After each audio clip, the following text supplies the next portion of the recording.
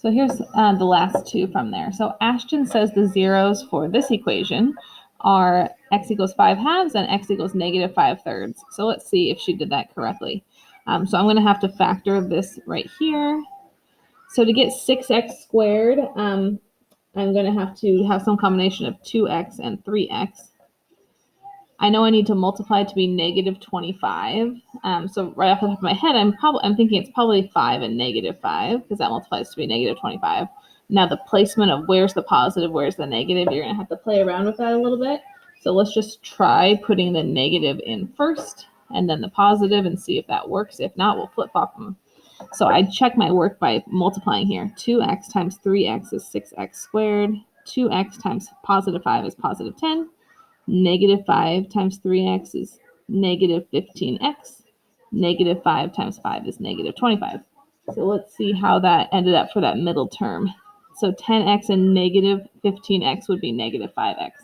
So these are placed correctly. That was just my double check there. I don't need to include that. Okay, so the zeros for this. So if I set this equal to 0, that means either this one's 0 or this one's 0. So 2x minus 5 equals 0. Or 3x plus 5 equals 0.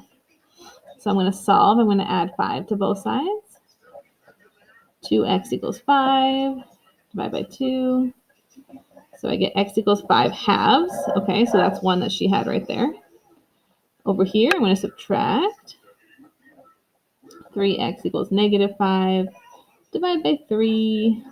So I get x equals negative 5 thirds, which is also what she had here. So she's correct. So look through those answers that they give you on this problem and figure out the right answer to select there. But Ashton was correct. And the last one, what are the zeros for this one? So just because there's something outside here, that's okay. That doesn't matter for our zeros. It's just one of these two is going to equal 0. So it's either 2x minus 1 is going to equal 0 or x plus 3 is going to equal 0. So I'm going to add 1 to both sides here. So 2x equals 1, divide by 2. So x equals 1 half. Or I can subtract 3 from both sides. X equals negative 3. So those would be my two zeros for that one.